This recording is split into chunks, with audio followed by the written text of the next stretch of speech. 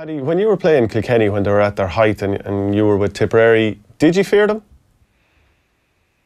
Did I fear them? No, I didn't. I knew they were a class team. That's no problem. But I absolutely loved playing against them because I knew what the match was going to be. It was going to be ding-dong. And by that I mean ball goes up to the 21-yard line and it's either a score or it comes back to the other 21-yard line and it's broken. And I absolutely loved playing them. I knew they were a class though. There's no counting that. And I think, the fact they won so much and teams, I don't care what they say, they had great hunger. Loads of teams had great hunger. And when you're the one trying to win and they're on top, you have a lot of time you have more hunger than they do, and they came out on top a lot more. So they were an unreal team. But no, never feared them, never feared any of their players. Because I knew what it would be. It would be man on man, and I was very, very comfortable with that. But no, they were as good as anything you'll ever see, I suppose.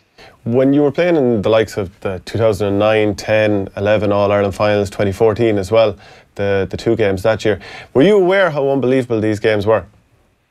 I suppose afterwards, we're in the social media time now, and I suppose you'll be on your phone straight away what a great game is. But maybe things are just built up that much now because of the amount of eyes that are going on it and the amount that's being talked about. But look, you'd known that they were unbelievably physical. Like if I was after the first one, 0-9, would I have known it was a great game coming off the field? Probably not. No, probably didn't realise it. But you kind of knew after the first one that it was a little bit of a new age gladiatorial type thing. Like it wasn't really like games you'd have played before.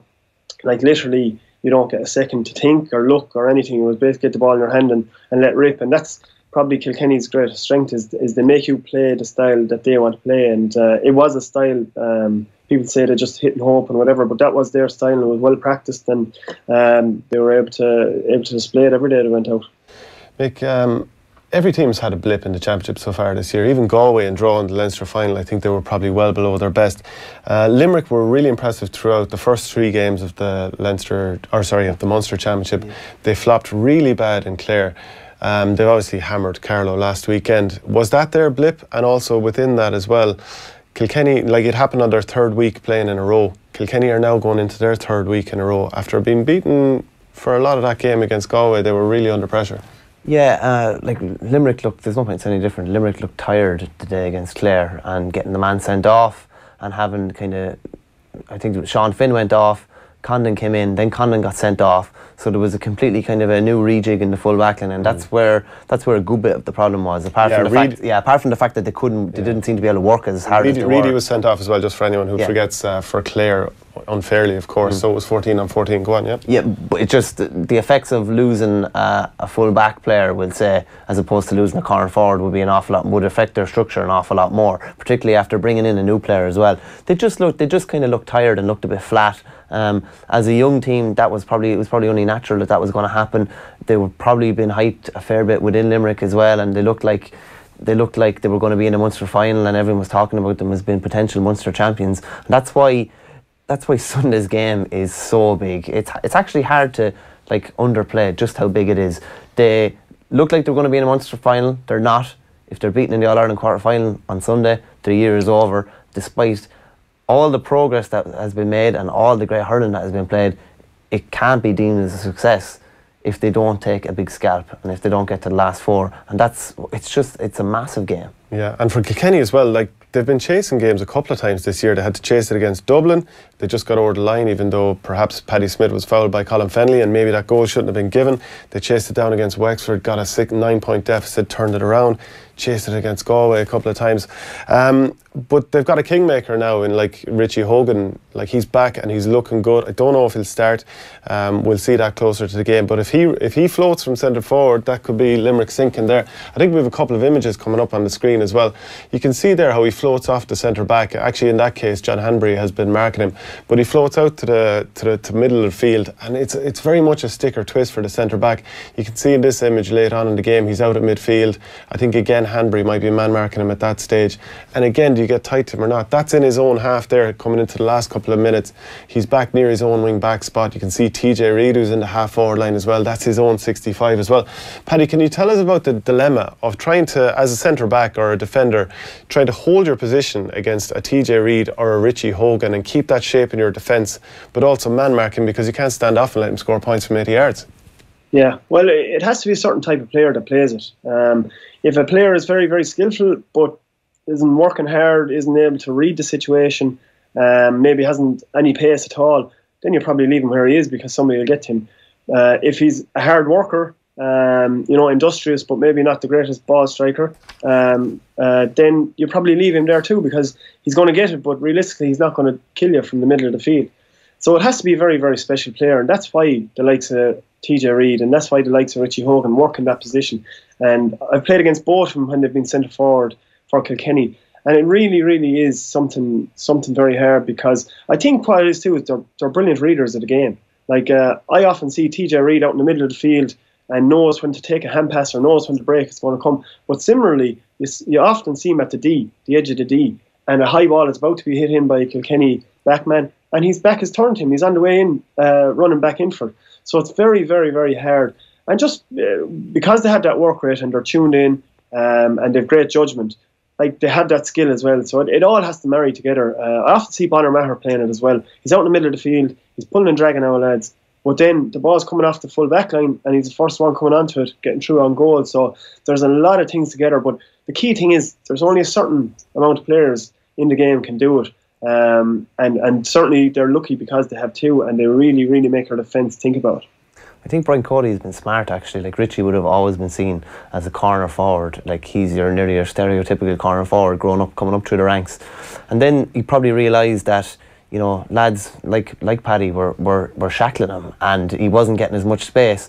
And then you bring him out to the half forward line, you bring him out to midfield where there's more space, there's a bit more, shall we say, creative kind of freedom. And he can do as much damage from midfield as he can from full forward. Maybe he won't get a goal, but he could still get 4 or 5 points. And he still came in the other day and found himself on the end of a move as well. So as Paddy said, does take a special type of player, and it does create a dilemma. I think Richie Hogan has to be man-marked wherever he is, because I just think he can do too much damage. And I think if you don't man-mark him, you're running the risk of conceding 4 or 5 points. Like, if he's had a lot of shots in the last 12 months that haven't gone over in games. He's had 3 or 4 wides in a lot of games. Yeah, he had 3 against Limerick last year. Yeah, and like 1-1 the other day, and a couple of shots that still went wide. If they go over, and chances are they're getting closer to going over because he seems to be just coming back to the boil now. If he hits 4 or 5 points at the weekend, like Kilkenny won't be beaten if he puts up a score like that. I wonder how John Kiley, the Limerick manager, is going to prepare for this, because Micheál Donoghue obviously saw it coming and he had Hanbury man marking for a while, and then I noticed that TJ Reid, who had been centre forward on Grode McInerney, and McInerney did better this week than he did the previous week, that TJ moved out to the wing, and for a while you had Reid and Hogan on the 2 wings, and then he decided to move he moved Pádraig Mannion centre back, and he moved Grode McInerney back out, right, yeah, because he wanted that matchup again. So if I'm the Limerick manager and I've got Declan Hannon as the centre back, and we know he was a forward in the past, beautiful hurler, sticks man, he'll cover the ground, he'll cover the space. Is that the matchup you want? If you're Brian Cody, do you want Richie Hogan against Declan Hannon, who you'd imagine will be looking to get on ball? That's the sort of matchup I would try to be create. So how do you stop it as John Kiley? Because you obviously see this coming as well. What do you do? It happens. It seems like it happens sometimes organically in games, but like a lot of the time Hannon won't be the one that's picking him up. It will be his 2 midfielders who are working like absolute dogs, cutting off that space so that Hannon can still sit between the 45 and the 65. That doesn't just happen. Like if it isn't pre-planned or they haven't talked about it, and the corner forwards don't come out, the half forwards don't come out, and the midfield don't come out, then Hannon is exposed. So it's like it's a ripple effect. It's not just Hannon's problem. It's everyone's problem from 8 up, I would say. If they don't fall back a line and cut off that space for him in around that middle area here, we'll say, then Hannon will be the one that's exposed. But it's not just his job; it's everybody else's job. Just on it here, like this is this is the way, probably, this is the Kilkenny forward line here. Richie Hogan, if he is centre forward at any stage, is going to be out here. We'll say Declan Hannon's going to want to sit in here. So we'll say if it's Will O'Donoghue and Darragh O'Donovan or whoever is midfield, they're going to have to cut off that space for him. It's not just, Declan Hannon cannot come out here, because then you're creating a ball inside. If Walter is fit, doubtful that he is, that there's a lot of space inside then as well. So it's not just 6's problem, it's 8, 9, it's 10, 12, it's 11 as well. It's a lot of other problems, and they all need to combine together to cut them out. Paddy, talk to us about trying to deal with that issue then. If you're John Kiley, how do you set up your defence to make sure that Reid and Hogan, if he's floating from centre forward, don't go to town? And we know that Hogan may not start, and he might be better coming off the bench when the game slows down.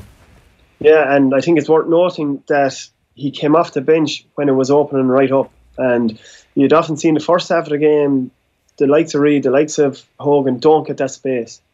But when the game opens up and you just can't cut off as many areas in the pitch, your defence can't move back as quickly, your forwards can't move back in space, that's when the likes of him is in damage. We saw the screenshot there, he's in 20 yards of space all on his own. So that could be reason enough to say, right, we'll wait until the second half, because he might have, shot his load in the first half. So he might be able to sustain it for the rest of it. But setting up, is it set up? Is it, he wants to sit back, like Hannon wants to sit back, but it's up to the rest of the team. Like if I was the Limerick lads, what they'll probably do is they mightn't their full forward line might concentrate on coming out to the half forward line more than they do to the full forward, tackling around the full forward line. They might come out around the 45, break the Kilkenny backs down from there, and that means the half forward line are another barrier, and the midfield are another barrier going back. So they have to pull back as a team just a slight little bit, so they don't leave this big space around the middle of the field. And whether it's TJ Reid or Richie Hogan, I think he might leave Richie Hogan on the bench again, because he could be too wrecked by the second half to exploit the space that could be there. Yeah, we've got a couple of comments in on Twitter as well. Henry Martin says, the Davy Out Brigade from a couple of years ago in Clare will be mindful of the proverb. Be careful what you wish for, as it might come through. Pat Cody on Twitter says, I'm wondering what type of hurls, or hurleys as I like to call them, are on display in the background of the studio. I'm not sure what this one is. There's a couple of Joe Canning, Canning hurleys there. I think it's the brother who actually makes them. There's a Torpy one over there as well, somewhere in the corner. Wally Walsh may not play, but Paddy, Colin Fennelly will probably, he went in full forward, and I actually think they started in the first half. Kilkenny had Billy Ryan on Dahi Burke, and I think he got cleaned out, to be fair. Colin Fennelly went in there, he got a goal obviously from a deflection off the crossbar or whatever, but what's it like marking Colin Fennelly at full back? I think you did it in the 2013 qualifier in Nolan Park, Paddy. Yeah, I really rate him highly. See, he's the sort of player, when his striking is kind of good, and the fact that he was away for 6 months of the year or 5 months of the year probably means that he's very rusty compared to maybe a more natural Paul Murphy. But when his striking is anyway right, and his skill work, he's a fair nightmare too. He's very strong, like so strong. He looks it now, but even when he looked a bit leaner a few years ago, he was so hardy. Very like Bonner Maher to run into, like very lean but very powerful, and his speed, like he eats up the ground. You're not in there, so you don't see training, but I'd always be happier if I was playing against Kilkenny to see Colin Fennelly on the bench, because he never, he's not going around there looking to flick balls over there. He's looking to dispossess lads. He's looking to work hard, and he has, he's a fair appetite for that. So that's why I thought Ryan Cody might play him a little bit more than he has, but maybe he's just in training, he's not sharp enough. But I think he showed enough the last day, especially when you have a marquee back like Dahi Burke, that he could go in and at least do a job of keeping him busy, and that the rest of your forward line maybe can do more of the damage. But I think, certainly in the last few years, he's been a very, very good player. But maybe the fact he was away was a bit of an issue. Mick, Pádraig Walsh eventually moved out from full back to wing back, and Rob Lennon went in full back, and that could be something we see later down the line if Kilkenny meet Galway again. How do you see Limerick going about trying to trouble the full back line of Kilkenny and trying to get enough scores to win this game? I think Seamus Flanagan is, not that there's very few players like Johnny Glynn, but he is a big physical player like that, and he's good in the air. He's quick enough too. He is quick enough too. I don't see him moving from the edge of the square. And just on the graphic here, I fancy Flanagan been in here. They'll try and create as much space inside here as they can. When the ball comes in, you have Mulcahy and Aaron Gillan getting in around him. I just think they will try. Pádraig Walsh wants to be out here. He wants to mark his man out here, 30 yards out from goal. He doesn't want to be in here. You cannot you cannot go bald-headed for a ball on the edge of the square or even anywhere in around here. Because if it drops behind you, it's a goal. Yeah, exactly. So that's where I think kind of Galway have probably shown the template, and even Liam Rush did a fair job of it earlier on for Dublin this year as well. Kept him really, really busy in around here. They'll try and get the ball in around there, and they'll fancy the two corner forwards to get a bit of joy out of Deegan and Murphy. They're fast. Mulcahy's been really good this year, in fairness. Gillane is dangerous, very, very dangerous. So this is where they're going to want to do an awful lot of their damage, and by putting Flanagan in on the edge of the square and trying to exploit Pádraig Walsh, that's not where he wants to be. That's how they'll go try and get a bit of joy. Call it. Who's winning? Despite saying all that, I just still think it's going to be ferociously tight. If it's tight, I can't see Kilkenny beaten. There's the 3 weeks in a row. There's Walter probably missing as well. There's maybe Richie Hogan won't be able to play a full game. But if you look at what's been probably the best performance this year, apart from maybe something that Galway have given, is the Leinster final, the drawing game, Kilkenny, where they matched their levels and worked as hard as Galway did on that day. I just think they'll eke it out, and I actually think there's quite a bit of pressure on Limerick to produce something at the weekend. And it's mad. I think Kilkenny will end up back in the All-Ireland final again. Paddy, call it. Yeah, I would say Kilkenny myself, because they've had serious practice over the last few weeks of shutting down teams who are good ball players, and maybe shutting down a Galway team that are physically stronger than them and better hurlers. Like, you know, if you went through 15 against 15. So I think Limerick haven't played in a few weeks. I don't know, have they played a game? Maybe the Cork game, you know, this year. I don't think Cork are all that physical. So I don't think they've played a game as physical as this. Certainly not this year. So I think it'll be a kind of match of styles. Limerick have a lot of ways of playing the ball, but I think Galway or Kilkenny will actually be able to stop that and limit it a bit more. Now, I do think there'll be a bit of damage done, but I think Kilkenny should be on that momentum that they're playing in a hard way. Well, I have to say, I think Limerick are going to win this game. I think their work rate is savage. Maybe it's not quite up to Galway replay type levels. I think they've got the speed in the forward line. I think they've had their one blip, which is the Clare match. I think Kilkenny are playing 3 weeks in a row. Wally Walsh is out, like you're saying. I could be the one here with egg on my face next week, but so 2 for Kilkenny and 1 for Limerick.